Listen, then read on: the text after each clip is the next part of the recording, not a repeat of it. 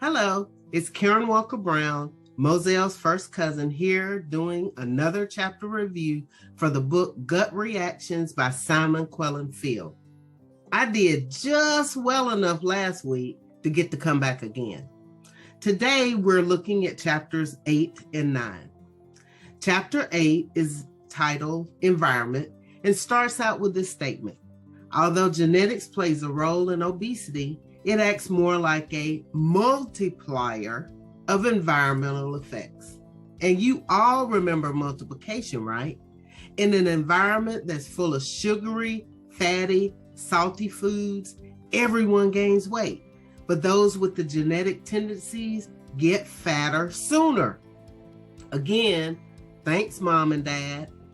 Simon Quellen Field went on to talk about the food landmines, my word, that we have to navigate in our daily lives.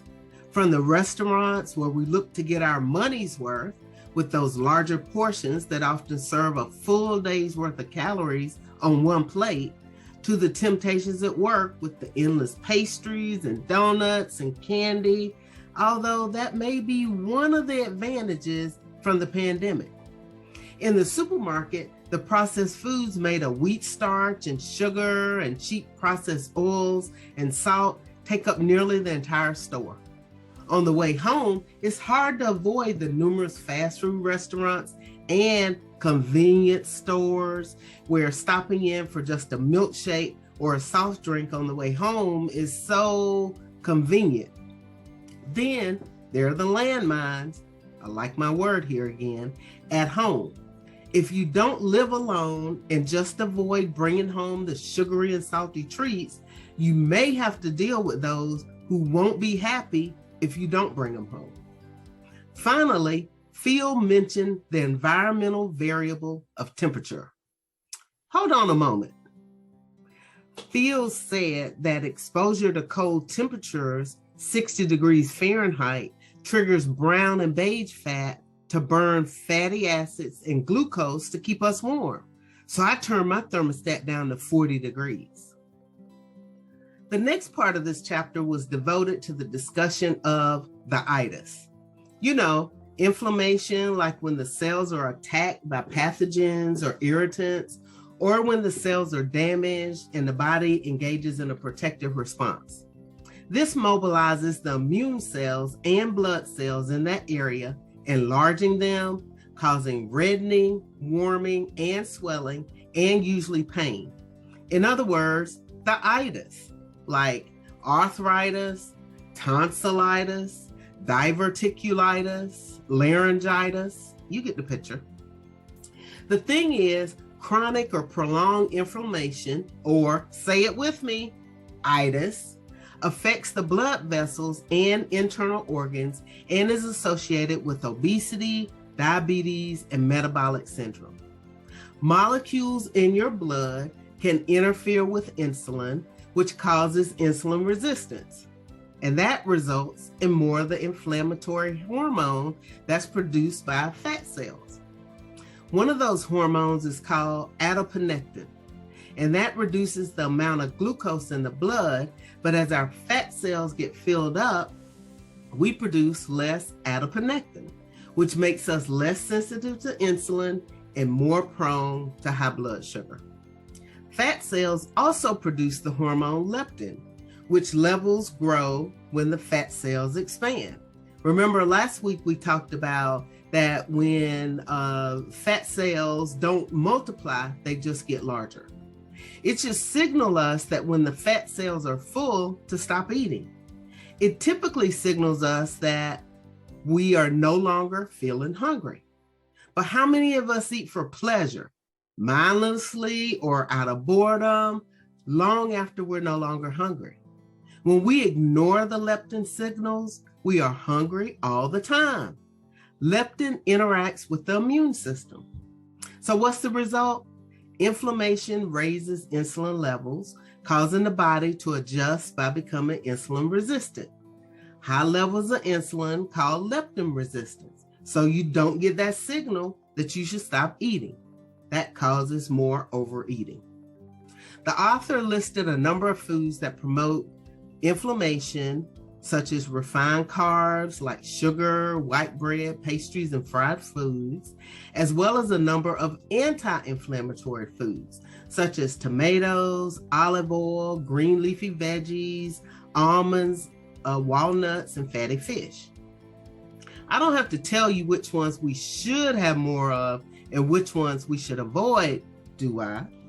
Chapter 9 is titled, When We Eat Affects Homeostasis. So we heard about homeostasis in chapter 2, and it's the word for the body's automatic system for weight control or staying the same. Our bodies have a set point for how much fat we carry. So if we reduce our food intake, our body will reduce our metabolic rate in order to hold on to that fat that we've stored up. If we become insulin resistant, fat is stored and not burned, and our set point rises. Wow. But the good news is we can undo what is causing it by raising our insulin levels. And how do you raise your insulin levels? By stop eating, period. How many of you already fast at least 8 hours a day? Hopefully you aren't eating while you're sleeping, right? The author pointed out that if you do eat while you're sleeping, that is, then that sounds dangerous and that this book can't help you and you should get some professional help. Seriously. Simon Quellen reminds us that if we look back to our ancestors, they didn't eat when they were ill or when food was scarce, such as during the winter or during famine or for religious reasons. And it was only in the modern world where food is practically everywhere that we think we need to eat all the time. Do you remember when parents used to tell their children, don't eat between meals so you don't spoil your dinner? We store energy in two forms, either as fat or triglycerides and glycogen, which is stored in the liver.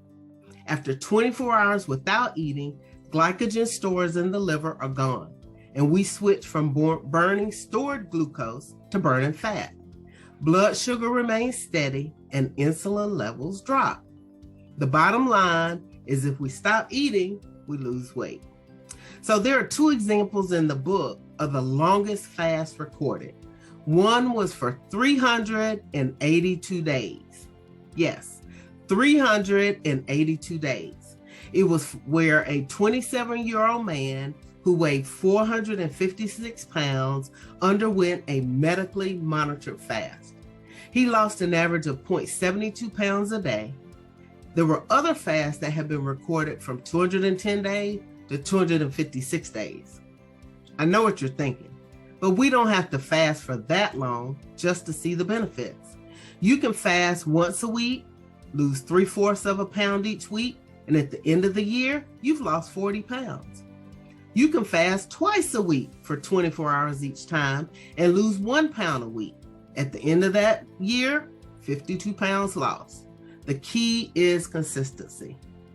You may find it easier to fast than it is to stay on a diet. Phil says it is easier to say no to all food than to try to limit meals to smaller portions. So when your body switches from burning stored glucose to burning fat, it also causes hormonal changes that benefit weight loss. You don't get those same benefits by simply reducing your calories with a diet. You just lower your metabolic rate. The longer you fast, the more your appetite decreases and your amazing body becomes accustomed to the new routine. You may still feel hunger, but less often. And once your body switches from burning fat, the hunger vanishes within a couple of days. I definitely suggest you read this chapter for yourself. There are so many fasting variations: 24-hour fast, 1 meal a day, eat for 8 hours and fast for 16. Wait a minute. Don't eat for the entire 8 hours. Have your meals within an 8-hour window. During fasting, your stomach produces ghrelin in little spurts to tell you are hungry, but it goes away after a few minutes and it doesn't return for 20 minutes or more. So when you get hungry, drink a glass of water. The hunger goes away. You're probably thirsty anyway. Chapter 8 includes a list of the benefits of allowing your stomach to create the hormone ghrelin, such as its anti-inflammatory effects, protection against atherosclerosis, and reducing anxiety, just to name a few. It's actually okay to allow yourself to be hungry between meals. Really. Again, read this chapter for yourself. There's a lot more information in this chapter about how you can incorporate fasting into your healthy lifestyle journey. So, hey, my time's up, and it's not too late for you to pick up this book. Check out the book review next week to see what the author has to say about how to tell which of the weight gain factors apply to you.